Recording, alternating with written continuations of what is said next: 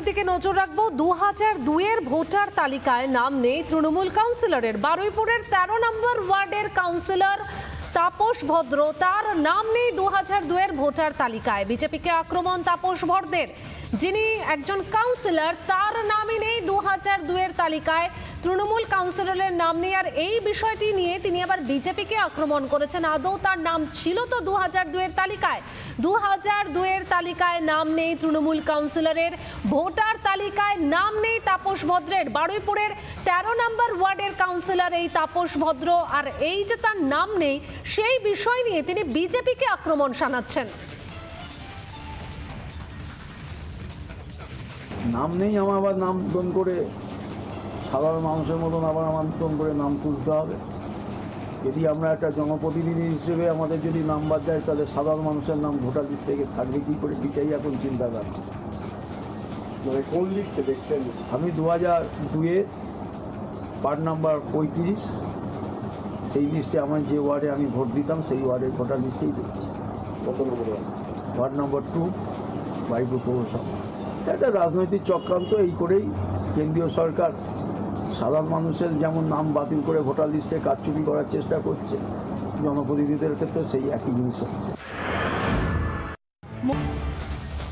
এই মুহূর্তে আরো একটি ব্রেকিং নিউজের দিকে নজর রাখবো। ফের নির্বাচন কমিশনের নির্দেশ না মানার অভিযোগ, বিএলও নিয়োগে বেনিয়মের অভিযোগ। রানাঘাটের বিএলও পদে অঙ্গনওয়াড়ি কর্মীকে নিয়োগ। 228 নম্বর বুথের booth level officer Lipika Chakraborty. অভিযোগ, লিপিকা চক্রবর্তী শাসক দলের ঘনিষ্ঠ। লিপিকা চক্রবর্তীর স্বামীও স্থানীয় তৃণমূল নেতা। একই অভিযোগ তাহেরপুর বারাসাত গ্রাম পঞ্চায়েতেও। বিএলও রূপা বৈরাগী, তৃণমূল পঞ্চায়েত সমিতির সদস্য রূপা বৈরাগী 87/83 নম্বর বুথের বিএলও। তৃণমূলের ষড়যন্ত্র অভিযোগের সরব বিরোধী দলনেতা। আগামীকাল থেকে বুথ লেভেল অফিসাররা তারা বাড়ি বাড়ি যাবেন, কিন্তু তার আগে যে ছবি দেখা যাচ্ছে যে বিএলও নিয়োগে বেনিয়মের অভিযোগ, বেনিয়োগের অভিযোগের সরব বিজেপি।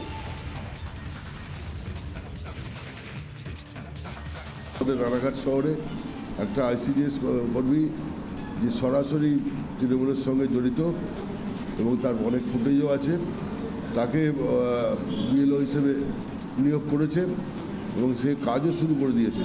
যদি ব্যবস্থা না নেওয়া হয় তাহলে বাধ্য হয়ে সিএর কাছে আমরা নিজেরাই যাব। যারা নিয়োগ করেছে তাদের কপালে দুঃখ আছে। এর আগে আপনারাও দেখেছিলেন যে চারজন বিডিও র্যাঙ্কের অফিসারকে সাসপেন্ড করা হয়েছে। কাজে এই সমস্ত এই আরোরা যদি এই কাজ করে তাহলে তাদের কপালে দুঃখ আছে, এইটুকুই বলবো।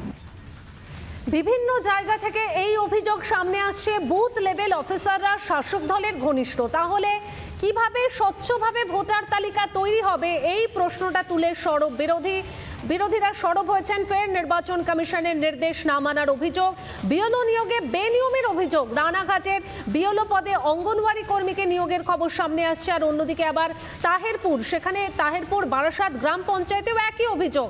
তৃণমূল পঞ্চায়েত সমিতির সদস্যকে বিএলও হিসেবে নিয়োগ করা হয়েছে। তৃণমূলের ষড়যন্ত্র, এই অভিযোগের সরব বিরোধীরা। এই 228 পাটে আমাদের যা গোচরে আছে তাতে দেখা যাচ্ছে আরও 7 থেকে 8 জন প্রাইমারি স্কুলের শিক্ষিকা, হাই স্কুলের শিক্ষিকা এবং অন্যান্য সরকারি কর্মচারী বর্তমান রয়েছেন। তা সত্ত্বেও তাদেরকে খোঁজ না করে একজন অঙ্গনওয়াড়ি কর্মীকে এখানে বিএলওর দায়িত্ব দেয়া হলো, যিনি মূলত কোনো সরকারি রাজনৈতিক দলের একজন সক্রিয় সদস্য। কিন্তু বিএলওর ক্ষেত্রে যেটা সরকারি কাজ, সেখানে তাদের এইভাবে নিয়োগ করা, এটা আমরা একেবারেই বরদাস্ত করছি না। আমরা সমস্ত জায়গায় রিপোর্ট করছি।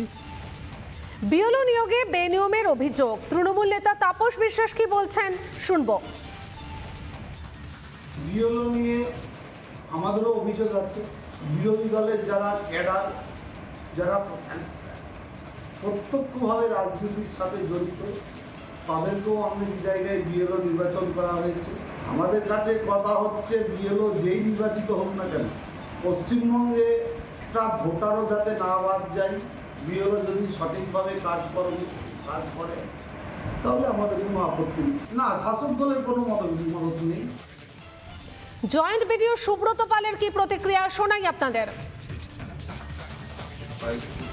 তারা পদাধিকার বলে আপনার মেম্বার হতে পারে, এটা আমাদের সংবিধানেই বলা আছে এবং রুলসেও বলা আছে।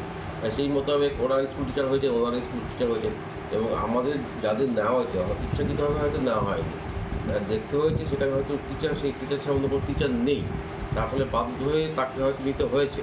এখন আমি নির্দিষ্ট করে বলতে পারবো না যে জন্য নেওয়া হয়েছে। যদি নেওয়া হয়ে থাকে এবং যদি পলিটিক্যাল ইস্যুর সঙ্গে যদি সরাসরি যুক্ত হয়ে থাকে, তখন ওইটা দিয়ে একটা আমাদের চিন্তাভাবনার মধ্যে থাকতে হবে এবং সেটা কীভাবে চেঞ্জ করা যাবে, আদৌ করা যাবে কি না, আদৌ অল্টারনেটিভ কোনো টিচার পাওয়া যাবে কি না, বা অঙ্গনওয়াড়ি কর্মী পাওয়া যাবে কি না, সেটাও একটা ব্যাপার আছে।